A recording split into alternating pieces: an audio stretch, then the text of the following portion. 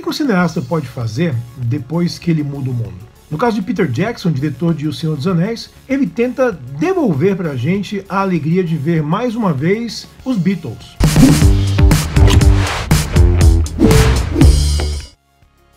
Eu sou Roberto Sadowski, você está aqui no canal do UOL no YouTube, então antes de mais nada, se inscreve no canal, ativa aquele sininho para receber notificações de novos vídeos e também dá um like aqui no vídeo se você gostar do material que a gente está produzindo. Alguns cineastas, eles de fato mudam o mundo e depois disso a sua carreira se torna irregular. Eu não estou falando de Steven Spielberg ou Francis Ford Coppola ou Martin Scorsese, ou toda essa parte dessa geração dos anos 70 que de fato mudaram o mundo e continuam trabalhando para alavancar a arte de fazer cinema.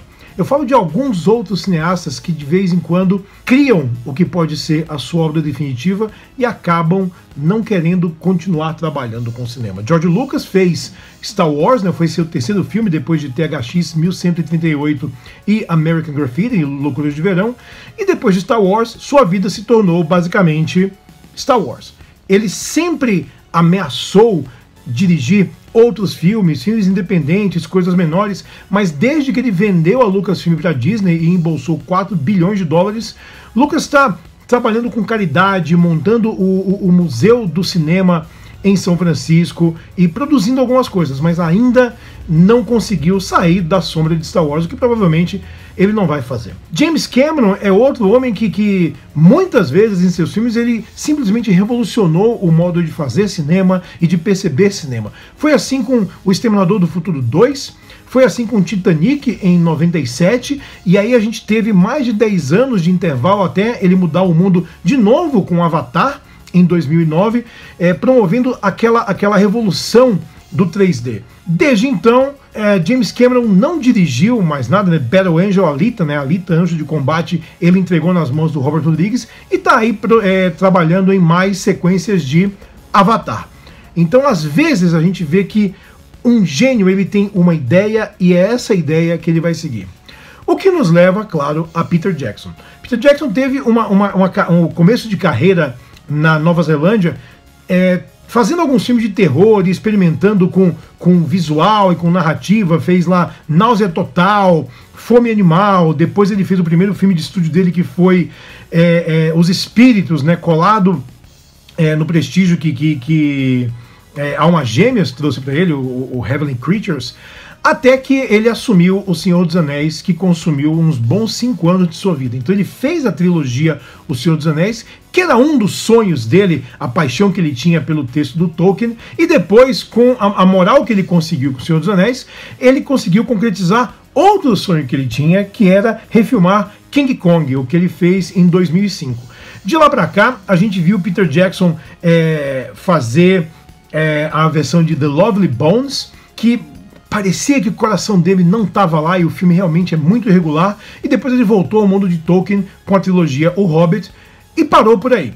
O engraçado é que Peter Jackson, um dos cineastas mais brilhantes da história, com alguns trabalhos engatilhados, como uma sequência de Tintin, a animação que ele produziu para o Steven Spielberg dirigir, mas o que de fato foi concretizado foi um documentário belíssimo em 2018 chamado Eles Não Envelhecerão, que é um documentário que pegou horas e horas de material da Primeira Guerra Mundial. O Peter Jackson restaurou esse material, consertou o material usando tecnologia digital, e o resultado, além de ser visualmente surpreendente, até porque ele também colorizou, meio que humaniza e cria uma conexão emocional maior quando a gente vê esse material da Primeira Guerra Mundial, o que foi lançado em 2018 e é um filme belíssimo.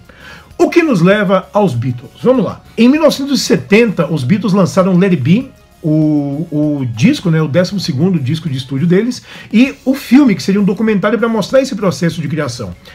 O que aconteceu foi que o filme meio que testemunhou o fim da maior banda que o planeta já teve. O documentário Let It Be, lançado alguns meses depois do disco, e já com a banda terminada, porque eles romperam durante a finalização do filme, mostra literalmente o grupo se esfacelando. Eram brigas, era o Paul McCartney e George Harrison discutindo, o John Lennon com a Yoko Ono permanentemente à distância, né, completamente chapados de heroína.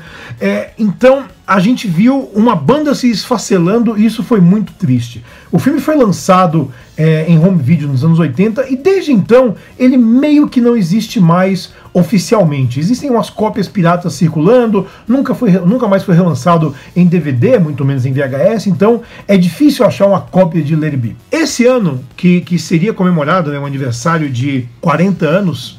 40 anos?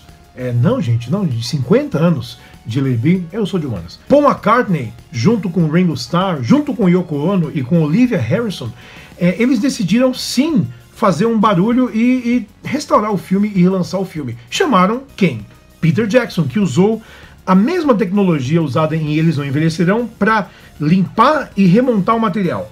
Só que Peter Jackson não queria refazer Let It Be, ele queria dar uma amostra de não como o grupo acabou, mas como o grupo ainda representava um pouco da inocência e do prazer e da alegria que a música dos Beatles trazia pra gente. Então Peter Jackson está montando um novo filme, recuperando o título original, que não era Let It Be, era Get Back, que seria lançado agora em 2020 e, é claro, por motivos de Covid-19, foi adiado para o ano que vem.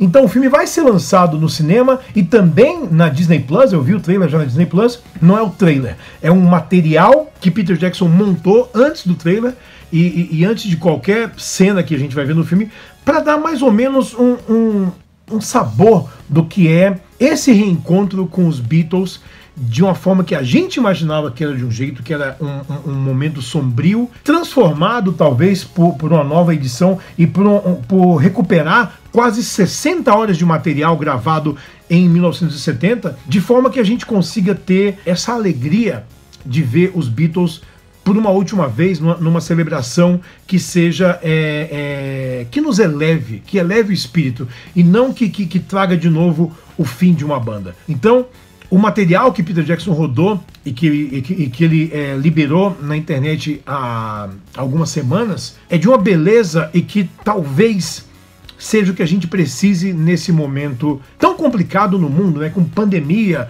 no Brasil, com um governo que não existe, a gente está completamente à deriva, né? Então, se a pergunta é o que você faz depois que você muda o mundo, talvez para Peter Jackson a resposta seja consertar o mundo. Eu sou Roberto Sadowski e semana que vem tem mais. Qual?